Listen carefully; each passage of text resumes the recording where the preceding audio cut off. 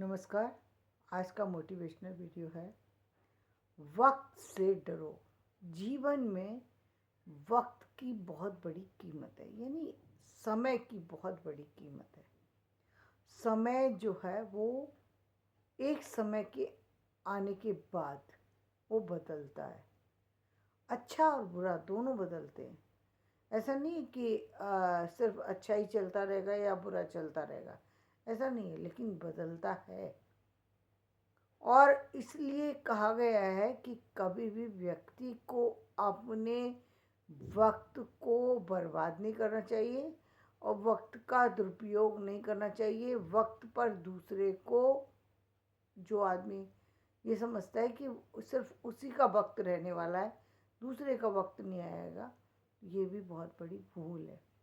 क्योंकि वक्त लोगों का बदलता है। बहुत सारी चीज़ें इस संसार में ऐसी हैं जो समय आने पर बदल जाती हैं। राजा रंक बन सकता है, रंक राजा बन सकता है।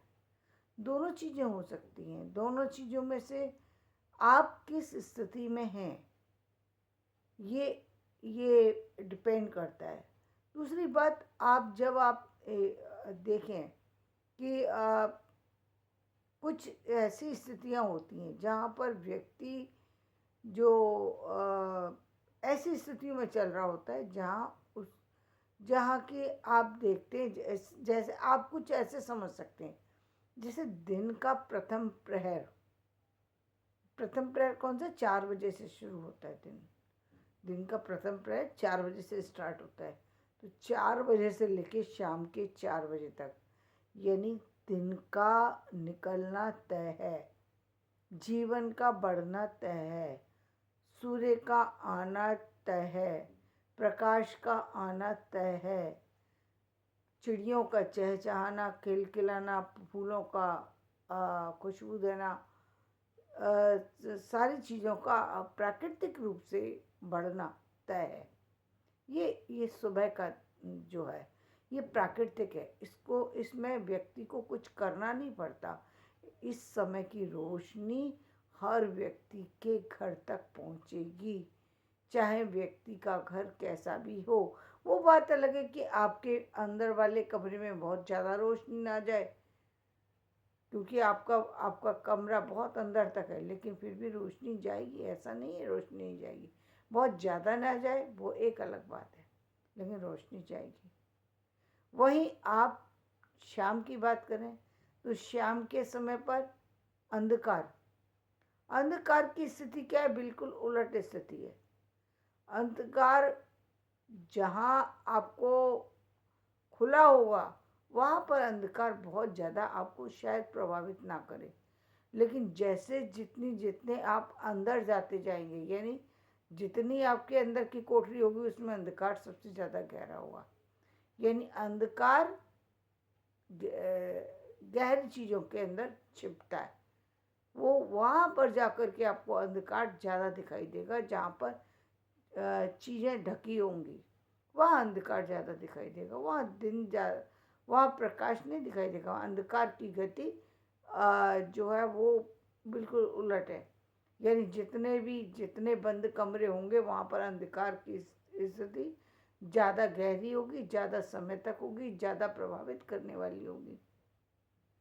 दोनों स्थितियाँ अलग हैं। अंधकार के समय में क्या होगा? अंधकार के समय में आपको चीज़ें दिखाई नहीं देंगी, विलुप्त हैं, आप सामने प्रत्यक्ष नहीं है अंधकार को। लेकिन समझदार लोगों की स्थितियाँ देखिए।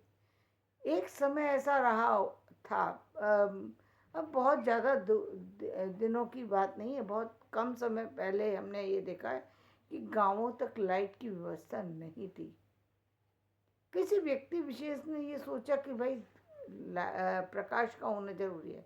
प्रकाश की व्यवस्था तो की गई, लेकिन उतनी व्यवस्था नहीं हो पाई कि हर गांव तक पहुंच सके, हर जगह तक पहुंच सके। क्यों? क्योंकि बिजली का एक सबसे बड़ी स्थिति क्या? कृत्रिम है। बिजली जो है कृत्रिम साधन है। दूसरी बात, कृत्रिम साधन यदि कम होगा या ज़्यादा होगा उसका प्रभाव होगा।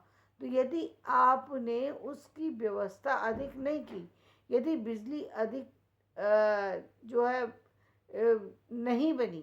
जैसे अब आप देख रहे हैं ना, बिजली बनाने के लिए बहुत सारे साधनों का उपयोग किया जा रहा है। कैसे? जैसे सौर ऊर्जा है कि सूर्य से बिजली को लिया जा रहा है, पानी से बिजली बनाई जाती है, ये तो सभी जानते हैं पानी से बिजली बनती है। लेकिन कहाँ कहाँ बन सकती है और कहाँ कैसे कैसे बन सकती है, उसका उसके एक सीमा है, और उसको एक बनाने के लिए उसको स्टोरेज करना पड़ता है। यानी स्टोरेज से मतलब उसको, उसका एक अलग तरीका है जिसको कि जिसके माध्यम से वो एनर्जी जो है हर घर तक पहुंचती है और हर जगह पर जो है प्रकाश हो सकता है। लेकिन उसके लिए आर्थिक स्थितियों का आपका सही होना ज़रूरी है, क्योंकि आप बिजली जो है आपको कृत्रिम साधन है, तो कृत्रिम तरीके से भी मिलती है, और उसमें आपकी आर्थिक व्यवस्था जो है वो महत्वपूर्ण है। यदि आपकी आर्थिक स्थिति सही है तभी आप बिजली के बिल को चुका सकते हैं। यदि आपकी आर्थिक स्थिति ठीक नहीं है तो आप बिजली से का उपयोग नहीं कर सकते। तो बिजली कृत्रिम साधन है, कृत्रिम तरीके से ही आप तक पहुंचेगी, लेकिन साधन निश्चित रूप से मिला आपको। एक साधन ऐसा मिला जहाँ पर आप उसमें कार्य कर सकते हैं। ये कार्य किसके द्वारा किया गया? एक ऐसे ऐसे जो कहेंगे बुद्धिमान व्यक्ति के द्वारा इस चीज़ को, इस पर कार्य किया गया, जिसने समझा कि भाई उसके जीवन में रात का ही समय है, दिन का समय है ही नहीं। दिन में उसके शरीर में ऊर्जा नहीं है, दिन के समय में वो जग नहीं सकता, दिन के समय में वो काम नहीं कर सकता। उसकी स्थितियाँ बिल्कुल उलट हैं। बॉडी का स्ट्रक्चर कुछ इस तरीके का है कि सुबह होते ही वो व्यक्ति सो जाता है, चाहे कितनी भी कोशिश करे, लेकिन बॉडी उसकी एनर्जी में नहीं रहती, और शाम होते ही जग जाता है, लेकिन शाम का उपयोग नहीं कर पाता। क्यों नहीं कर पाता? क्योंकि शाम होते ही अंधेरा हो जाता है, और अंधेरे के बाद काम करना संभव नहीं था। तो एक व्यक्ति ने उसी पर प्रयास किया और बिजली की व्यवस्था की। जब बल्ब बनाया गया तो हजारों बार उसको उस पर जो है टेस्ट किए गए, तब जाकर बल्ब की व्यवस्था हुई। आज बहुत सारी चीज़ों की व्यवस्था हुई, लेकिन बात मूल में समझने की ये है कि व्यक्ति ने कार्य किया, उसने रात का उपयोग करना चाहा तो रात का भी उपयोग कर सका, और दिन का उपयोग कर, और जो लोग दिन का भी उपयोग नहीं करना चाहते थे वो दिन को भी बर्बाद करते हैं। रात का उपयोग तो छोड़िए, रात तो क्या ही उपयोग करेंगे जब दिन का ही उपयोग नहीं करते लोग। तो ये तो आपके समझने के ऊपर है कि आप चीज़ों का उपयोग कैसे करते हैं। आपकी स्थिति कौन से समय में चल रही है? आप रात में काम करने की स्थिति में आए या दिन में? आपका समय शुरू कब हुआ, दिन में या रात में? ये तो परिस्थिति आपको ईश्वर ने दी है। और शायद वो लोग, जो लोग आप देखते हैं कि जो कठिन परिस्थितियों में जन्मे लोग हैं, वो शायद रात की ही एनर्जी में पैदा होने वाले लोग हैं, जिनके जीवन में सुख जैसी कोई चीज़ नहीं है। लेकिन वो लोग अपनी परिस्थितियों को बदलने में कब कामयाब हो जाते हैं? जब उसी परिस्थिति से लड़ते रहते हैं, चलते रहते हैं, काम करते रहते हैं, हटते नहीं हैं पीछे, किसी भी तरीके से हार नहीं मानते। आपने ऐसे ऐसे लोगों को देखा होगा जिनके जिनकी शारीरिक क्षमता है ही नहीं, ना के बराबर, क्या है ही नहीं, लेकिन फिर भी काम कर रहे हैं, फिर भी काम कर रहे हैं। क्यों? क्योंकि ये वो सत्य को उन्होंने स्वीकार कर लिया। पहला असत्य उन्होंने स्वीकार किया कि हमारा जो शरीर है ये बदल नहीं सकता, कुछ इसी तरीके से ईश्वर ने हमको भेजा है और हमको इसी शरीर के साथ रहना पड़ेगा। वो सत्य को स्वीकार कर चुके हैं, और उसी परिस्थिति में वो अपने हाथ ना होने पर पैर का उपयोग करते हैं, पैर ना होने पर जो है हाथ पैर दोनों ना होने पर अलग तरीके से अपनी गतिविधियों को चलाते हैं। ईश्वर, मैं तो कभी उन लोगों को देख कर के व्यक्ति को समझने की ज़रूरत है कि जो लोग ये कहते हैं ना कि हमारे पास तो भगवान ने कुछ नहीं दिया, उन लोगों को अपनी आंखें खोलना चाहिए और देखना चाहिए कि तुम्हारे पास क्या है, जिसको तुम्हारे पास क्या नहीं है, ये समझना चाहिए क्या नहीं है। उन लोगों को उससे थोड़ा तो सीखो कि जिन लोगों के लिए आप कह रहे हैं कि जब आप अच्छी परिस्थितियों को भी ये कह देते कि हमारे पास ईश्वर ने कुछ नहीं दिया। किस बात कारण कह देते हैं? थोड़ी सी आर्थिक स्थिति कमजोर होने के कारण से।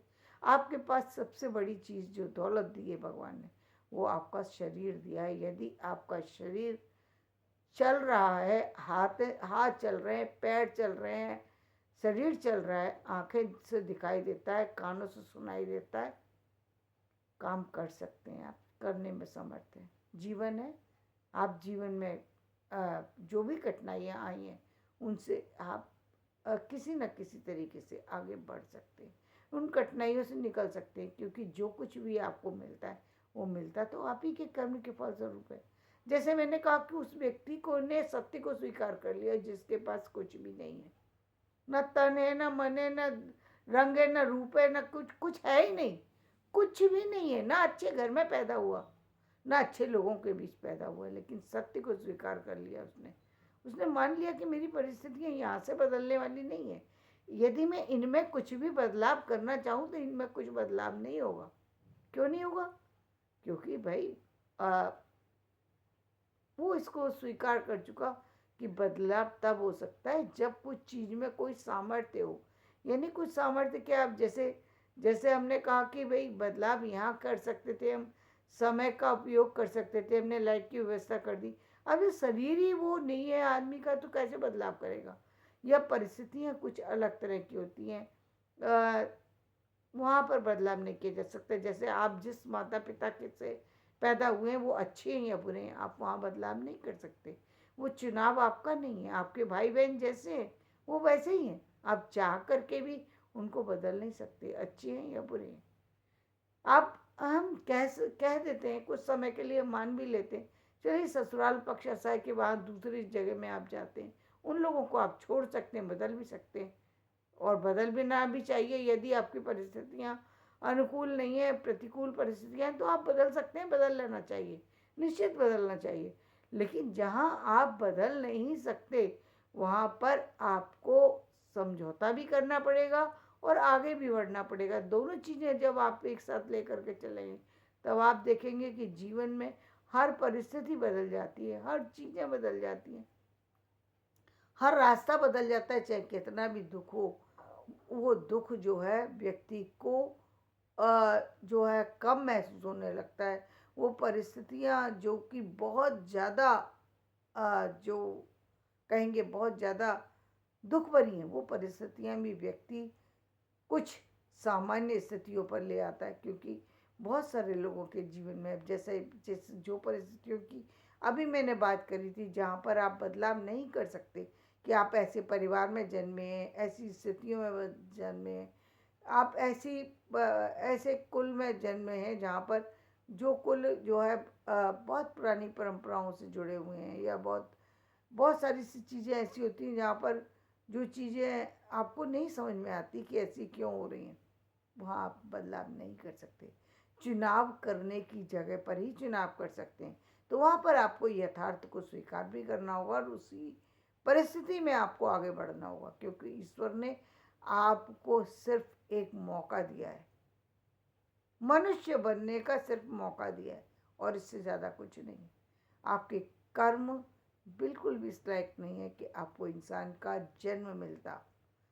इंसान का जन्म दे करके भी ईश्वर ने आपके ऊपर कहीं ना कहीं एहसान किया है।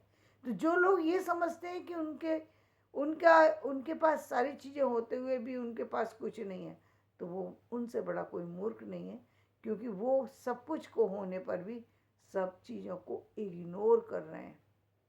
इसलिए उनके जीवन में सिर्फ दुख ही दिखाई देता है, सुख कभी दिखाई नहीं देता, और गलत रास्तों का चुनाव करते हैं, गलत रास्ते पर बढ़ते हैं और चाहते हैं ज़िंदगी बदल जाए, तो ऐसा नहीं होता। जीवन में यदि आप कुछ भी बदलना चाहते हैं तो पहले सही रास्ते का चुनाव कीजिए, सही तरीके से कीजिए, और फिर देखिए जीवन भी बदलता है, परिस्थितियाँ भी बदलती हैं, रिश्ते भी बदलते हैं, सब कुछ बदलता है, सब कुछ अच्छा होता है। तो धन्यवाद। मेरा ये वीडियो पसंद आए इसे लाइक करें, शेयर करें और सब्सक्राइब करें।